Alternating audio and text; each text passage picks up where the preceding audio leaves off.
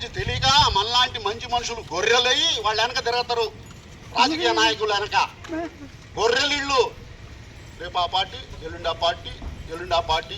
అరే నువ్వు ఈ పార్టీలో ఉండు, ఎల్లప్పుడూ నీ భారతదేశాన్ని కాపాడే పార్టీలో ఉండు, నీ భారతదేశాన్ని, నీ భారత ప్రజల్ని బాగుపరిచే పార్టీలో ఉండు. దోచుకునే పార్టీలో కాదు, దోచుకునే రాజకీయ నాయకులతో కాదు. ఎందుకు చెప్తున్నానంటే ప్రతి మనిషిలో లోపం ఉంటుంది అనమాట. వాళ్ళకి ఆ లోపం, కొంతమందికి ఇంకో లోపం, ఇంకొకటికి ఇంకో లోపం.